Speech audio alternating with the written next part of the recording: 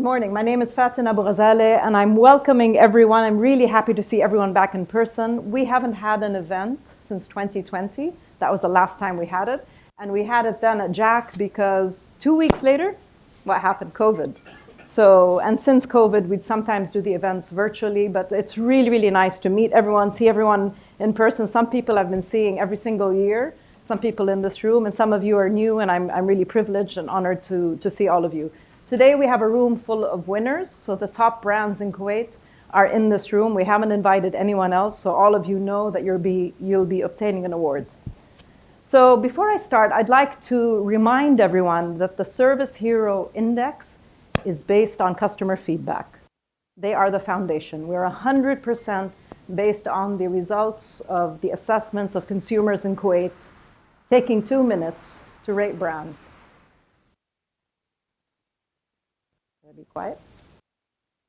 So in those 2 minutes, they assess 16 questions, and they also leave open-ended comments. Our job is to ensure that the data is authentic, and I'll be talking about that. So without their feedback, we wouldn't exist, and we really, really appreciate it. I'd also like to shout out to the people in the room that are advisor council members. I see from AUK, Amal bin Ali, who's been with us since 2010, I believe, and Dr. Fahd Smayat, who's been with us for several years as well. And we have an advisory council member to ensure that everything that we report on is non-biased, it's credible, scientific, and reliable. So thank you, advisory council members. Today, this event will be comprised of 2 sections. In the first section, I'm going to be sharing with you some of the insights that we've collected based on 14 years of data. And I think some of the insights will be very insightful, bad word to use, but the insights will be valuable to you because in the conversations I've had before we started, I've heard the words that we will be sharing lessons on. The second part of the presentation will be the awards winners. They'll be in 2 parts. Part 1, category winners. Part 2, country winners. Country winners are the top 10, and this is an award we introduced last year. So hopefully, when we get to that section, you'll see some very interesting trends when it comes to brands. So I'd like to share with you, going into the findings, the lessons that we've learned is based on a customer satisfaction index that's been running now for 14 years. This is actually year 15 now, 108 brands in Kuwait.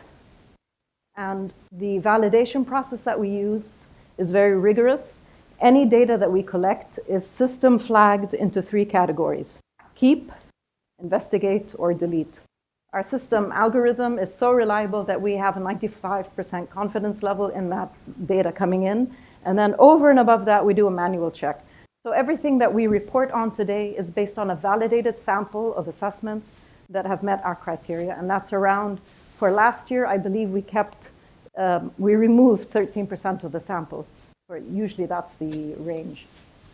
And the number of ratings that I'm going to be sharing data on since 2010, 250,000 ratings. As a geek, I'm really excited. As a nerd, obviously, the data is so rich and so robust, and it gives us a lot of insights on trends in Kuwait. So the first trend that I'd like to share with you is what's customer satisfaction looking like across 14 years. Show of hands, do you think satisfaction has been going up or down in Kuwait? Do you think we have a positive trend or a negative trend? If you think we have a positive trend, raise your hand. Good. I'm glad to see that. That's what the data is showing. So I'm going to share with you, first of all, we measure 16 questions. I said that, I think. So this is the first one. The first one is expected customer satisfaction.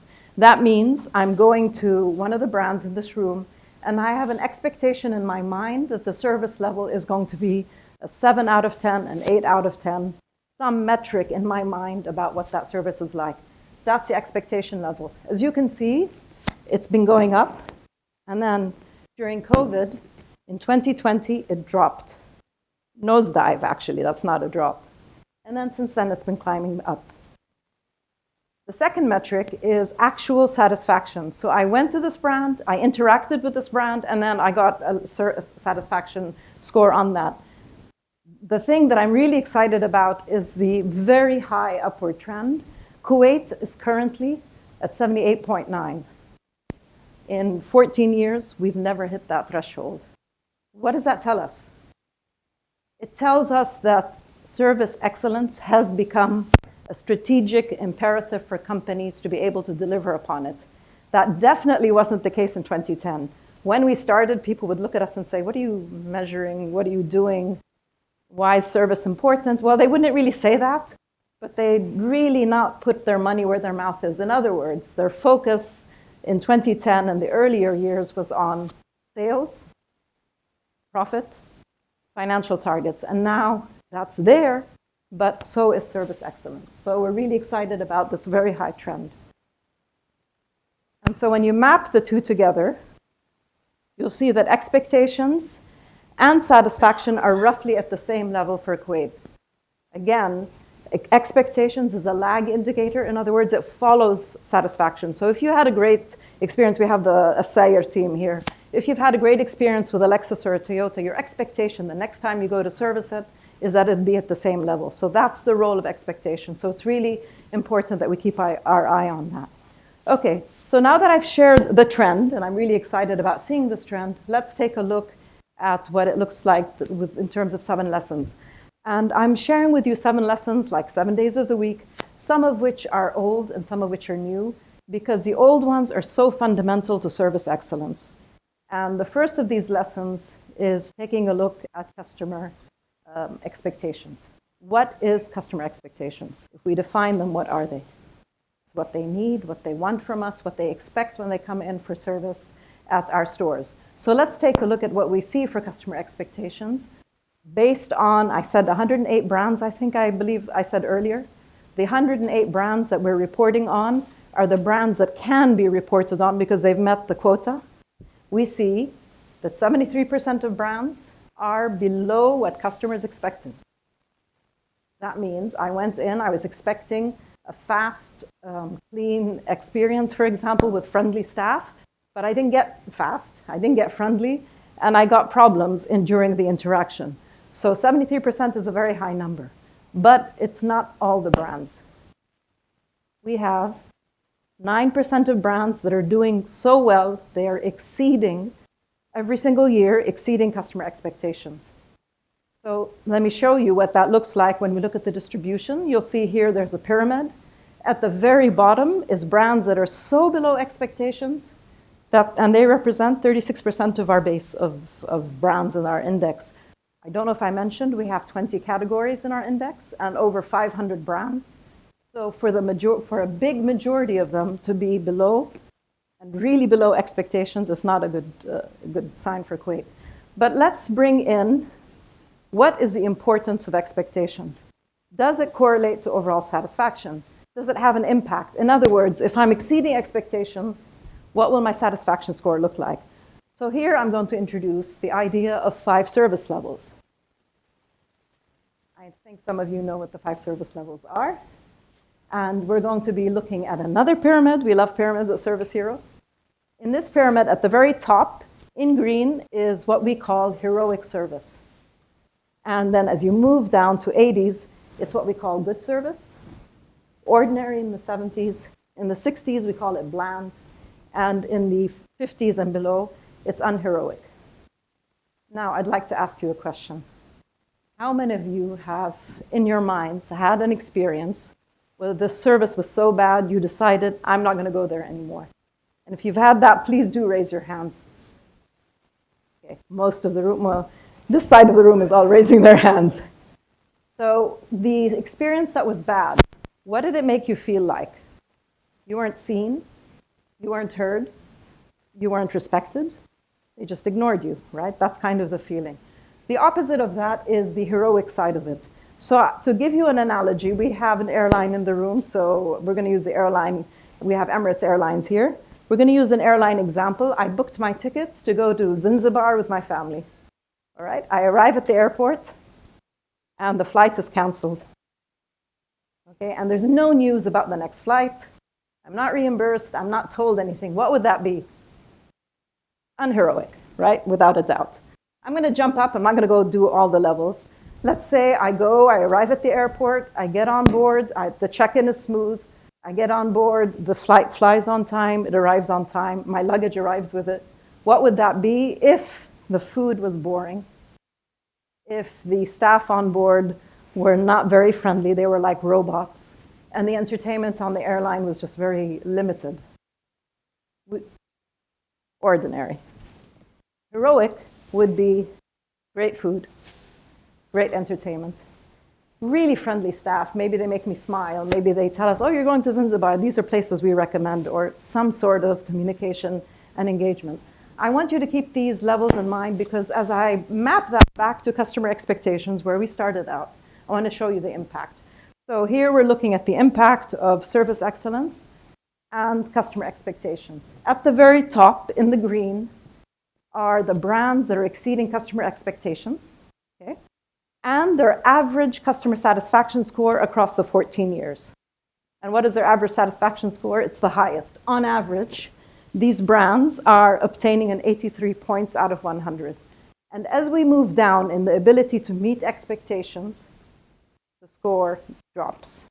So if we don't understand how to satisfy and meet customer expectations, we're not in a very good place. So it's important to remember that when you manage within your brands customer expectations. I want you to think of a potted plant. A potted plant needs 3 elements to survive, right? Element number 1, besides the pot. Don't tell me the pot, okay? Besides the pot, what goes into the pot? Soil. Soil first, right? And the soil in the potted plant is the understanding of customer expectations. And as we build this potted plant, I'm going to introduce some other concepts. So soil is the understanding of customer expectations. We're going to take a look now at a few brands that have been exceeding customer expectations across the years. And these 4 brands, Boubian, Royal Hayat Hospital, Caribou, and Mace Al Ghanem, I think we have 3 of them in this room right now. They have consistently been able to exceed customer expectations across the years. A couple of things about this chart. This is taken directly from our website. And I'm really excited to share that our tech team and our marketing team and everyone on the team has been working really hard to convert what we used to report on as 3 stars into 5 stars. Because consumers, the users of our engine, have been telling us what the 3 stars mean. So we decided to convert as a best practice standard to a 5-star assessment method. So you'll see these brands. This is the lifetime customer satisfaction score for all of these brands. And these brands have been able to exceed customer expectations. All of them, all 4 of them, have been repeat winners in the CSI, in the Customer Satisfaction Index. So how can we understand customer expectations? How can we make sure that the soil in our pot is the right kind of soil? There's a number of tools, and the main one is starting with customer observations. So standing in a branch, if you have a restaurant, just observing the floor, observing the dynamic, the energy, the noise level, our staff smiling, our customers walking out happy. All of that is important in driving and understanding customer expectations. And you'll pick up a lot of things. We do this a lot in our consulting projects with clients where we observe, and we pick up things that they wouldn't normally see because their eyes are elsewhere, and our eyes are fresher on that.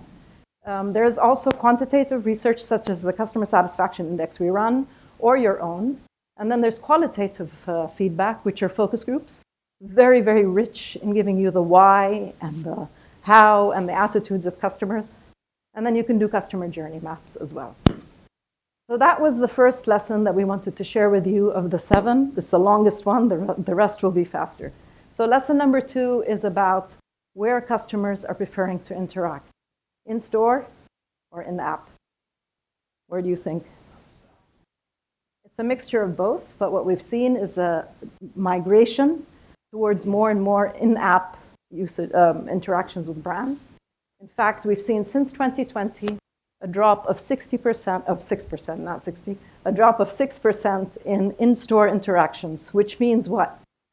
I have less chance to connect emotionally with my consumer. It has its challenges. And then we've seen, conversely, a 25% increase in-app interactions. Do the way we manage these 2 experiences, is it the same or is it different?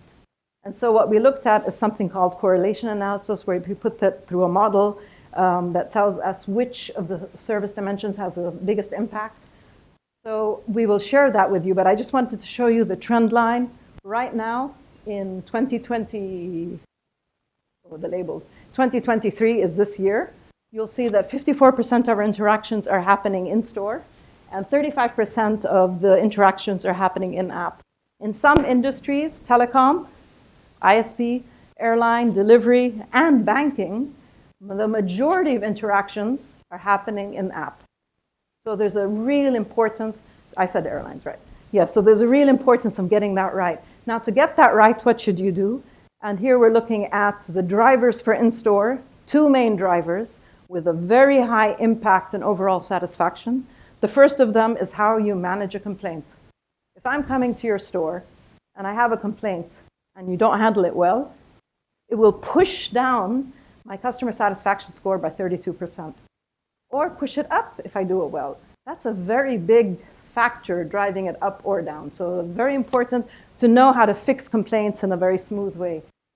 Product and service quality are 25% impact, which means I come to a supermarket and I see the array of products is available. It's a product range that I'm expecting, and it's good quality. So those two have a very high impact. If it's an in-store interaction, the factors that drive it up are product quality or service quality. So is the app offering all the features that it should? Is the app full of features that are user-friendly? And the second factor that's really important is how reliable is this application, right? We're all frustrated with apps that break down, that you can't complete the transaction. So the ability to understand these needs and manage them becomes really important. Let's go to lesson number 3, which is focusing on improvement. And we've seen, so what we have, we're looking at 14 years of data, and we're looking at the average growth rate year on year. And what we see that it's very, very hard for brands to improve. So in general, what we see is if I take all 108 brands that we have listed, they've dropped by 13% on average across the past 10-year period.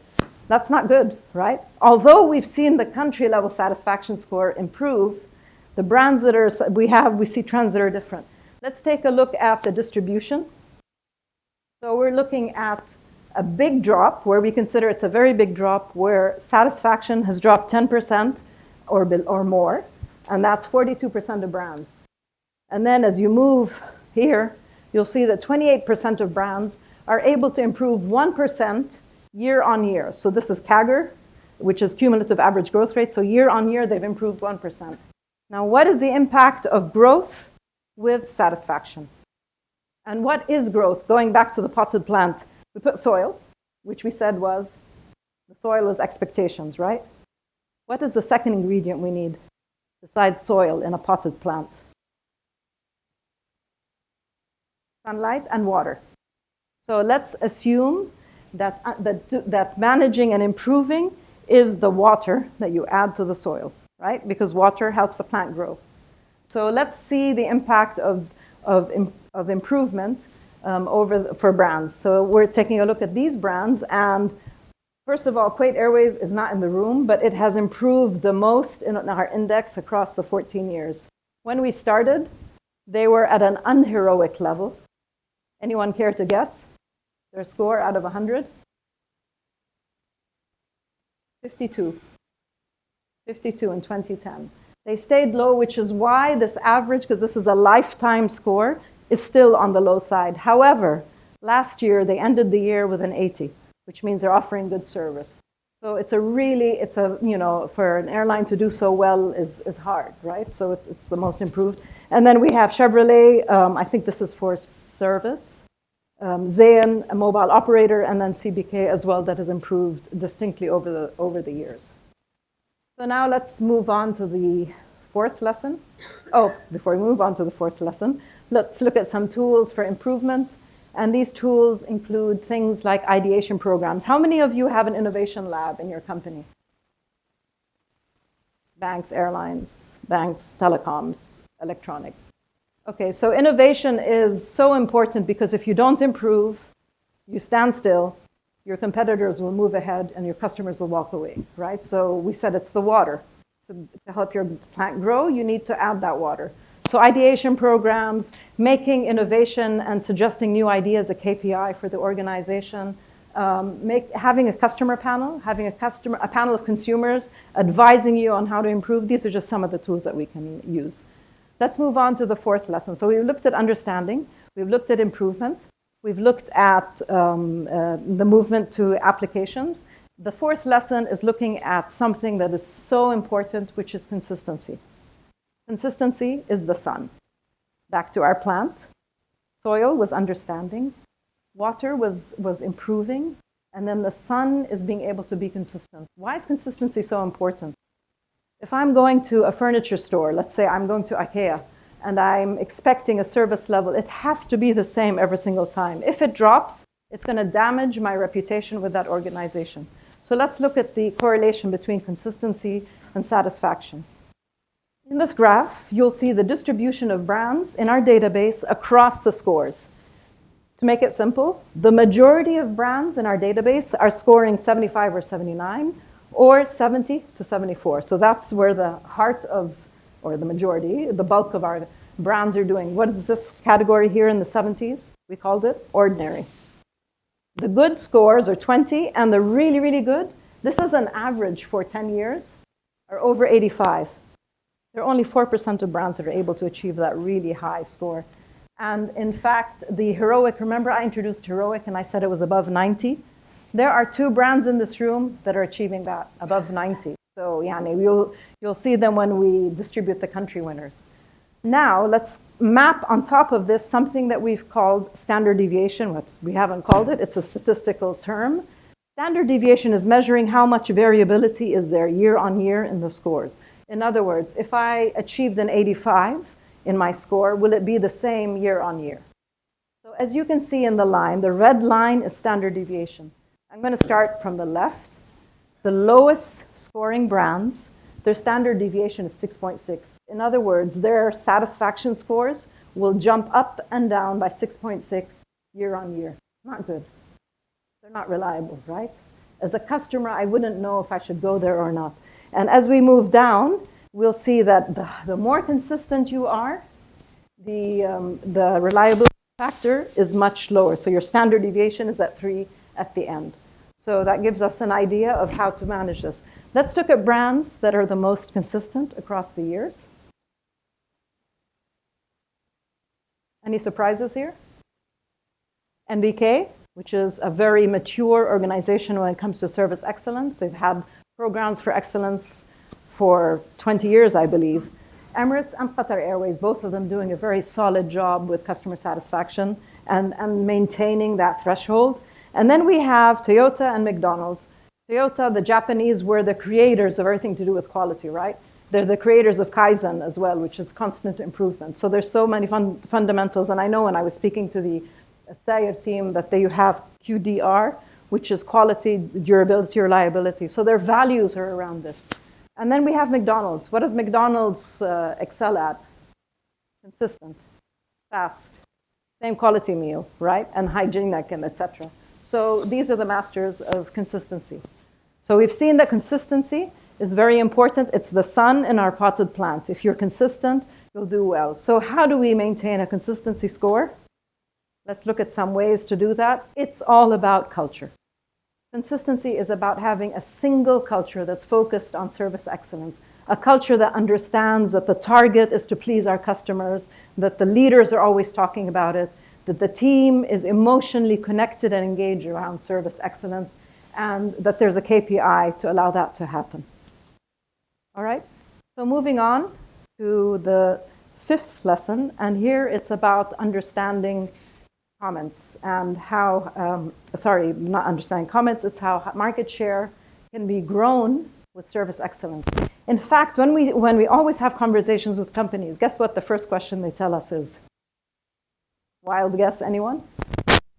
They engage with service here on any level. What do you think they want from us?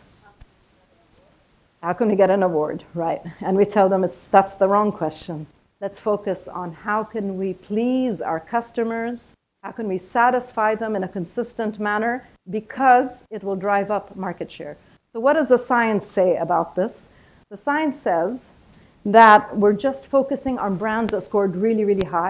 And here we're looking at their market share of customers, not revenues, not the business. We can't do that because we don't have that data.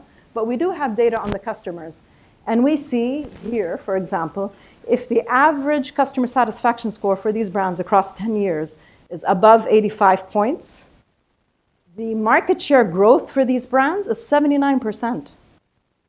That's huge. It's the most compelling story for service excellence. And I know many brands in this room, by the way, were very small or didn't exist and then have grown because of their reputation for excellence. And then we have here, if they're 80 or 85, their market share still grew by 45%. Very compelling evidence. Let's take a look at some brands that have done a good job on this. We have Bubian Bank, Royal Hayat, P.F. Chang's and Mace Al Ghanem. P.F. Chang's isn't in this room, Mace Al Ghanem is. You've been around for over 70 years, I believe. In the most competitive industry in Kuwait. I think food and hospitality is the most competitive industry. Restaurants open, restaurants close, right? But to survive in 70 years is already an achievement. But to thrive and grow your market share is really, really a tribute to your service excellence practices. Then we have an international franchise, P.F. Chang's, which is operated and regulated by the franchise operator, so it does really well. And then we have Royal Hayat Hospital team there, who has been able to survive, and also a very competitive, hospitals keep opening up every single year in Kuwait because there's a lot of money in it, but they've been able to maintain their position and grow it across all these years. And then we have Bubian Bank, which I remember in 2010, it was a baby. Bubian Bank team are here. Your market share was so small compared to your market share now, especially in the segments that you're targeting. So there's very compelling evidence on the importance of focusing on service excellence to grow your market share. And this brings us to lesson 6, which is customer comments. So we collect not only the CSI has metrics, which is the average score, but we also have customer comments collected. And what we do is we manually tag them as by sentiment, so very negative, negative, etc. And we also tag them by service dimension. So let's take a look at the distribution of comments in terms of negative, positive. So you'll see around half of the comments are negative about brands.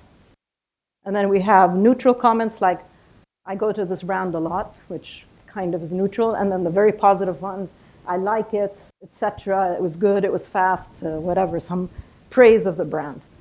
But when we look at it in terms of the distribution by dimension, we'll see overall across all the brands, there's more negative sentiment than positive. Most importantly is looking at it by service dimension. So we'll see, we're selected 3 of the metrics that are really eye-opening. I've never seen a high call center score. It's very rare. Call centers are always negative because you're calling and you're stuck and you have to wait and wait and wait some more before somebody answers you. And invariably, they'll tell you, go back to your branch or go back to the store or we can't help you, right? So they have a very negative score. We also see the same negative sentiment for websites, -65. But the worst one is about how we handle complaints. So complaint resolution is an area that if you're able to master a complaint, if you're able to take a complaint from a customer, see it as a gift and convert it to some sort of success, recover from that, then you've gained the loyalty of your customers. So we feel it's really important to be able to do that. Now, let's look at this distribution across categories. So we're sharing with you there's 3 categories that have obtained a higher positive comment distribution. Entertainment, kind of not a no-brainer. I'm going to the cinema, I'm going to some entertainment park, I'm going to a museum. I'm already going with a positive mindset. So usually there's more praise for them than there's criticism.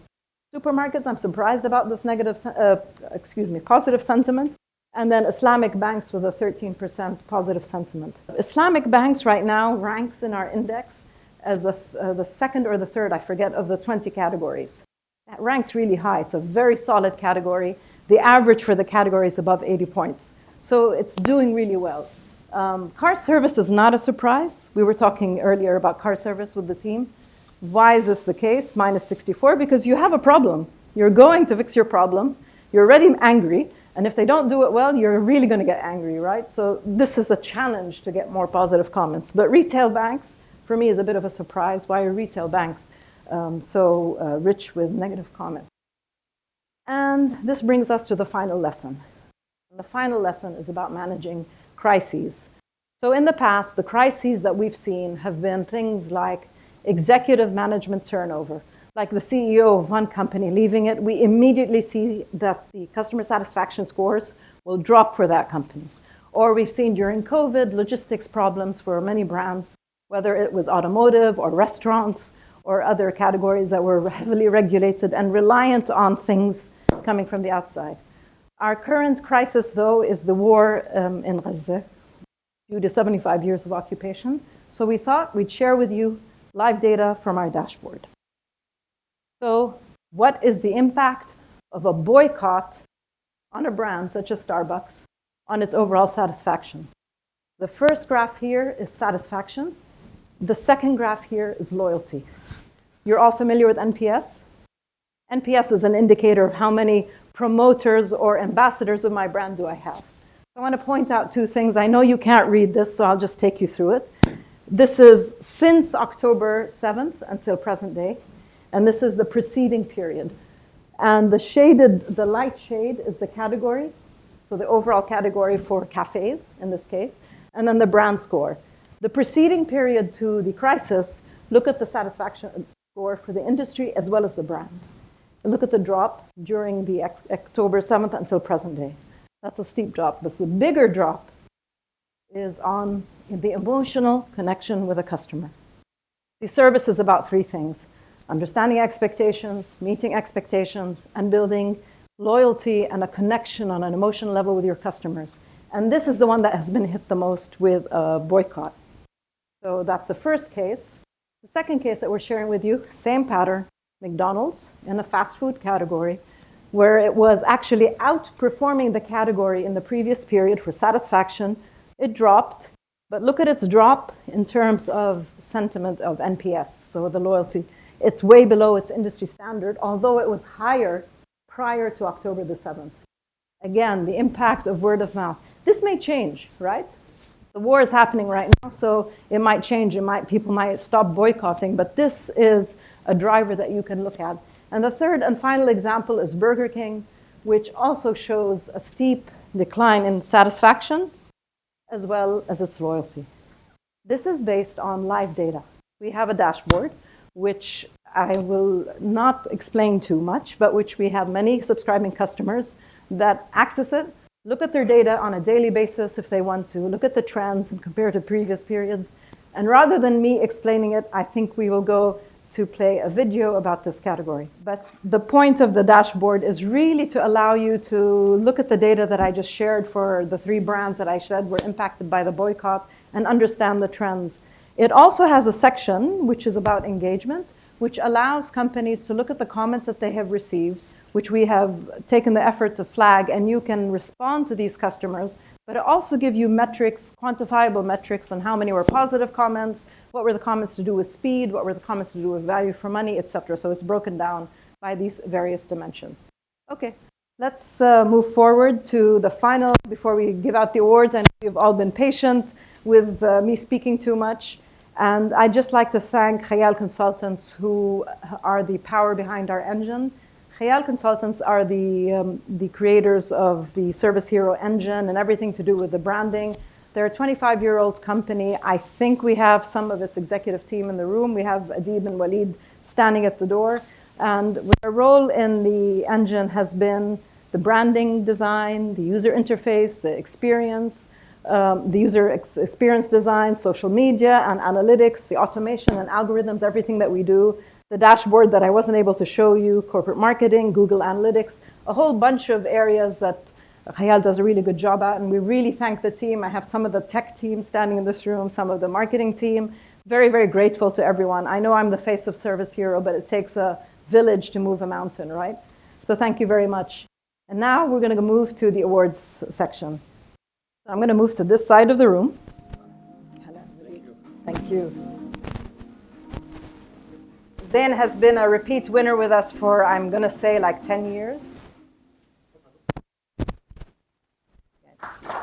Stay here, stay here. You're also getting an award for the category of ISPs. So this first award was mobile operators, and Zayn has also obtained first place in the ISP category, which I know is very critical for all of us.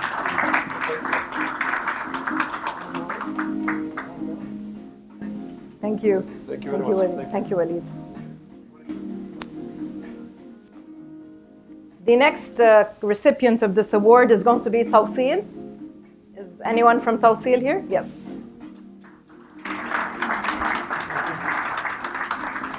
So we introduced delivery apps in last year, I think it was. Ahlan Mahmoud.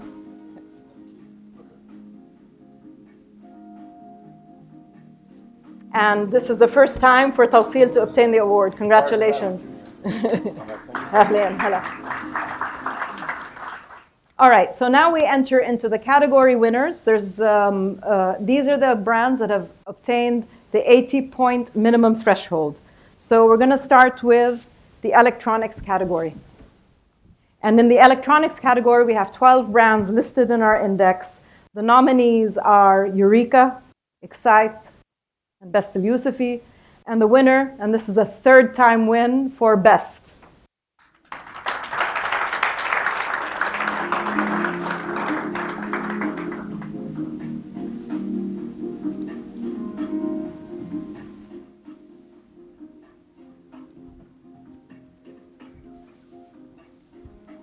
مبروك أهلين هلا.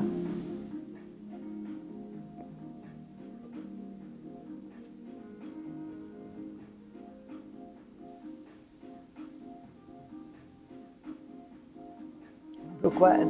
Keep it up. أهلين هلا. أهلين. Okay, let's move to our next category.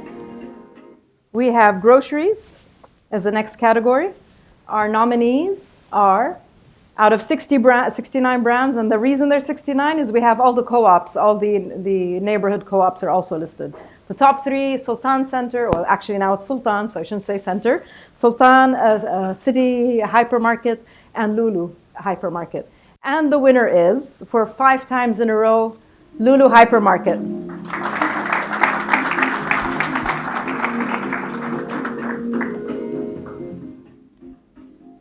Thank you. أنا محمد.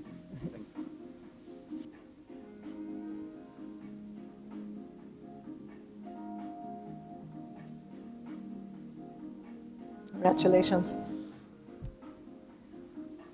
Moving to the next category, clothes. The nominees among 64 brands in the clothes category are Max, Nasser Sports, and H&M. And the winner for the second time, a Nasser Sports store.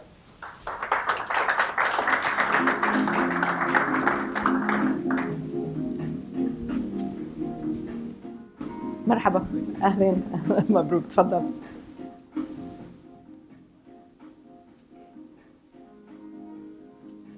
مبروك أهلين هلا. Thank you. Moving to car service, we have 53 automotive brands listed in the car service category. They are Lexus, BMW, and Chevrolet. And we have a 4-time winner here, Lexus.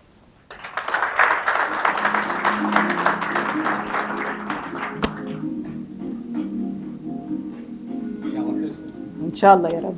Thank you. تيجي توقفوا يمكن أحسن. هلا. أنا رح أمسك لكم إياه وأنتوا تمسكوها. أنت أمسك. هيك أنا رح أتركها.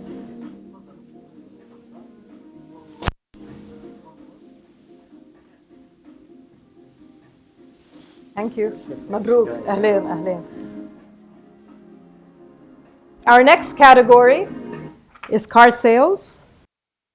We have 44 brands listed in the car service category. The nominees are Nissan, Toyota, Chevrolet, and the winner is Toyota for a second time.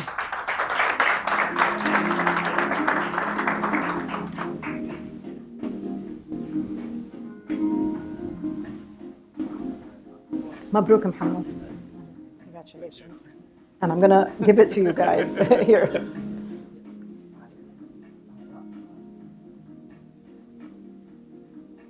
Congratulations. We're now going to move to airlines. We have 20 brands listed in the airline category. Nominees, the top 3 airlines in Kuwait are Qatar Airways, Kuwait Airways, and Emirates. And the winner is Emirates for, I believe, 7 times now. Thank you. So it's the 7th time win for Emirates. Thank you. Mabruk, ahlan. Moving to the hospital category, we have 12 brands listed, and I think next year there'll be more. So our nominees in the hospital category are Asif Hospital, Royal Hayat Hospital, and Dar al-Shifa, and the winner is, for the 14th year in a row, Royal Hayat Hospital. Thank you, Dr. Sulaiman.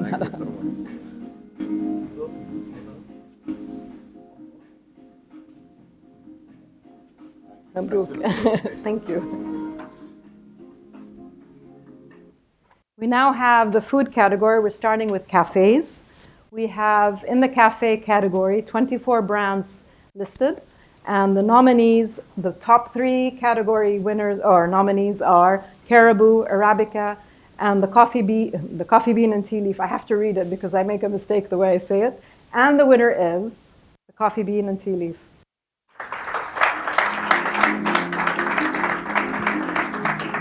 مبروك.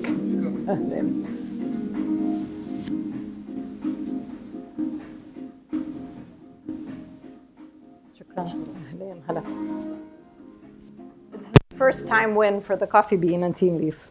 We're moving to casual dining. We have so many brands listed here, 42 brands in the casual dining category.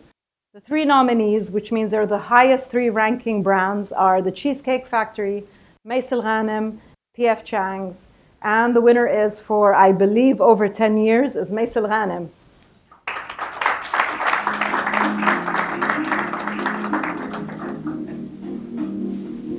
Congratulations. I'm going to leave it and you're going to hold it.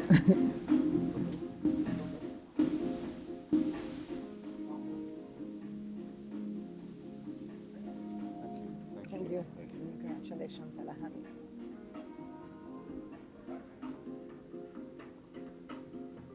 We now move to the fast food category. The fast food category has 28 brands evaluated in Kuwait. The 3 nominees for the fast food category are McDonald's, Jollibee, and Pick. And the winner is, for the 2nd time in a row, Pick.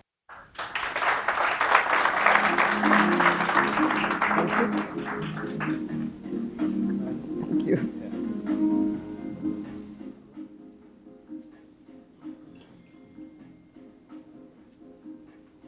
There's another card.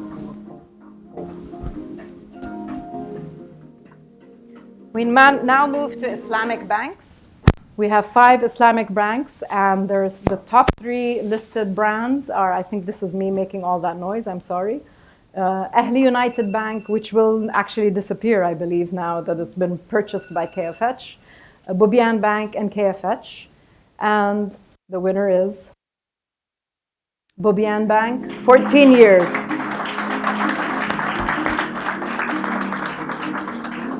نسلم عليك قدام الكاميرا.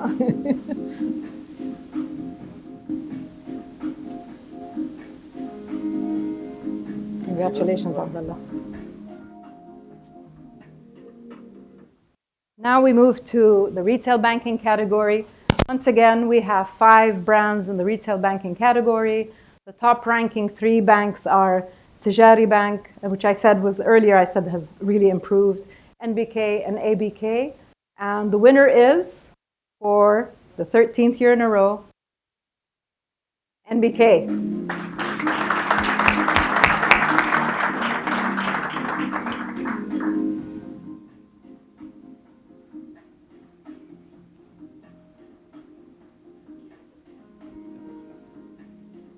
هاي ايمان هلا مبروك هلا مين بده يمسكها؟ الاب تاعتي انا رح اتركها. I'm leaving it. شوية صغيرة إيمان شوية. أنا حساعدكم.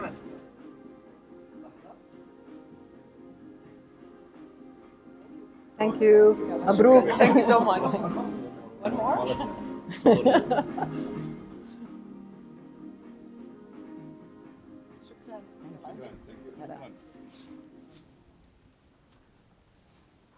That concludes the category winners. We're now moving into the top 10 in Kuwait.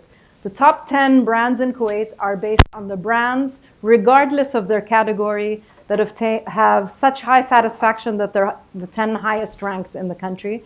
I'm going to first introduce the first 7, but they're not in the order of their position. They're just among the top 10. So the first brand winner is Arabica.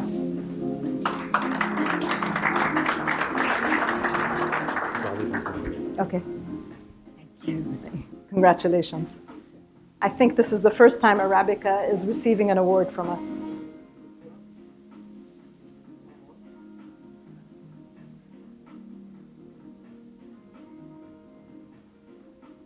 Thank you. Hopefully for many more. Inshallah.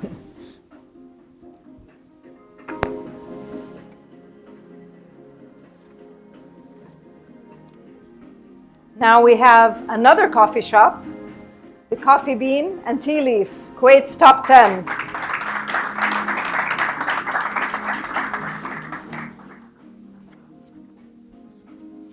Oops.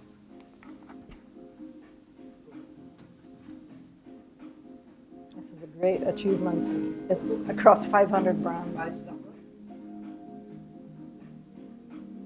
Shukran. Hello. Our third award recipient is Jollibee, but I believe they're not here to receive the award. So if we can move on from Jollibee to the next recipient is also not with us today, Qatar Airways. And then moving on to Emirates. I can take Qatar's gift. Okay. شو بدك تعمل فيها؟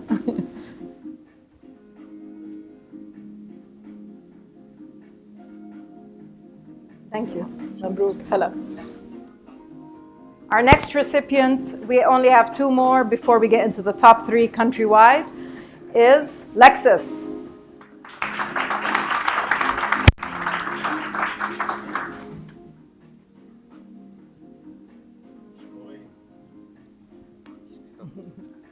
أهلا again. أنا حتركها. بدي اياكم توقفوا. نعكس الوضع.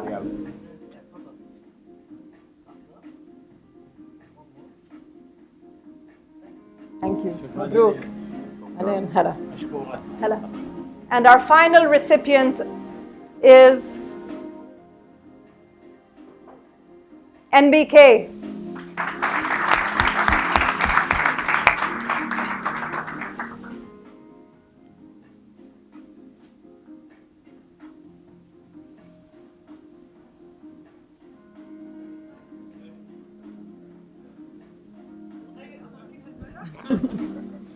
خلاص عرفت الدرس. Okay, I'm gonna leave it. تمسكوها انتوا ولا؟ Yeah. Sure. Okay.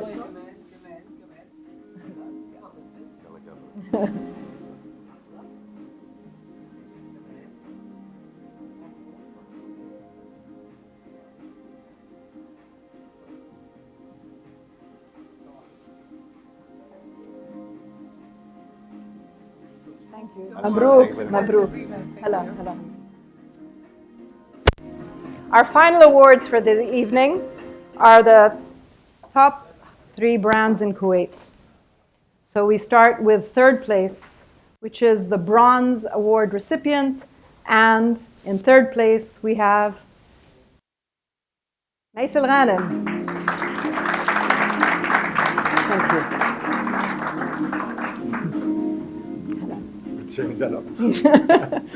They're automatically switching positions.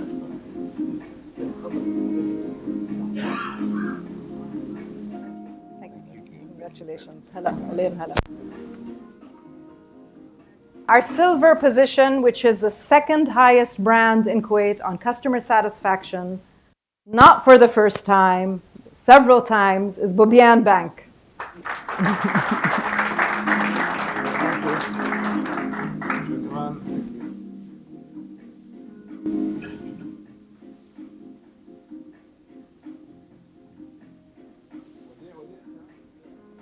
صح انت متواضع كثير وضيع. انا برجو معك. مبروك مبروك. And our final brand and the final award of this morning, I was about to say evening because we usually have this in the evening, the top brand in Kuwait. First time, pick.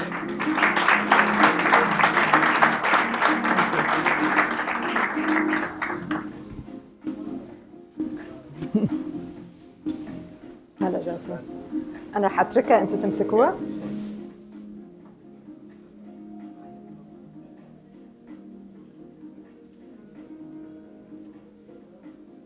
مبروك أهلين مبروك هلا.